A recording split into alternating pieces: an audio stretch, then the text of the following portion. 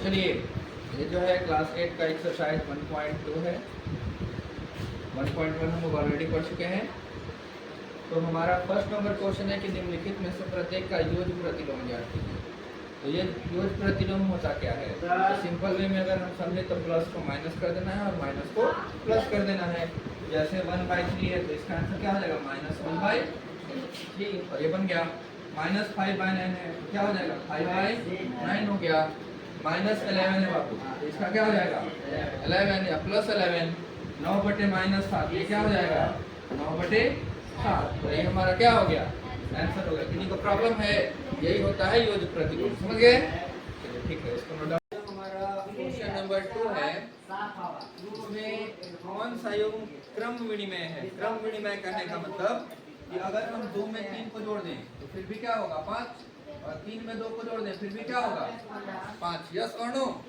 उसी तरीके से अगर हम 2/4 में 3/8 को जोड़ दें तो जो भी आंसर आएगा क्या वो बराबर नहीं होगा 3/8 को अगर हम 2/4 से जोड़ देंगे तो? यस और नो? यही हमारा क्या है? क्रम विनिमय का यही हमारा गुण है। समझ गए? तो क्रम विनिमय का गुण जो है सो जोड़ में लागू होता है। क्या घटाव में भी लागू होगा? 8 में अगर हम 5 घटा दें तो कितना होता है? 3। तो क्या 5 में 8 घटा देंगे तो 3 आएगा हमारा? नहीं आएगा ना। तो घटाव हमारा क्रम विनिमय का पालन नहीं करता है।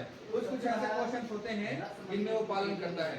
तो जैसे कि देखिए 2/7 में 3/4 को जोड़ दिए और यहाँ 3/4 में 2/7 को जोड़ दिए। तो बताइए क्या ये क्रम विनिमय का पालन कर रहा है? यस और नो? तो बताइए डायरेक्ट।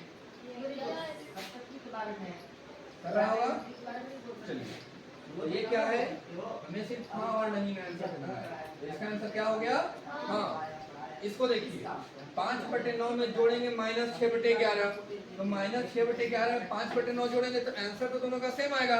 यस और नो? तो क्या ये क्रम विनिमय का पालन कर रहा है? हाँ, कर रहा है। इसमें अगर बात करें 12/13 में घटा रहे -5/7 और यहाँ -5/7 में घटा रहे 12/13, तो क्या वो पालन करेगा? तो कभी नहीं करेगा। इसका आंसर हमारा क्या होगा? नहीं हो जाएगा। इसमें देखिए -2/3 है। -2/3 में घटा रहे -8/13, हम -8/13 में घटाएंगे -2/3, तो क्या आंसर सेम आएगा? नहीं। इनको नहीं समझ में आया? आ गया समझ में? पूरा ही है। 5 में 3 जोड़ेंगे तो 8 होगा, 3 में 5 जोड़ देंगे फिर भी 8 होगा। लेकिन क्या अगर हम 5 में 3 घटा देंगे तो 2 होगा, लेकिन 3 में 5 घटाएंगे तो 2 होगा। नो, -2 हो जाएगा। यस और नो? तो वही यहाँ पे कर रहा है। अगर क्वेश्चन ये थोड़ा सा अलग करके देता तो हो सकता था कि हमारा आंसर सेम आ जाता और ये भी घटाव वाला भी क्रम विनिमय का पालन करता, लेकिन सेम दे रहा है तो थोड़ी पालन करेगा? नहीं करेगा। किन्हीं को डाउट है इसमें?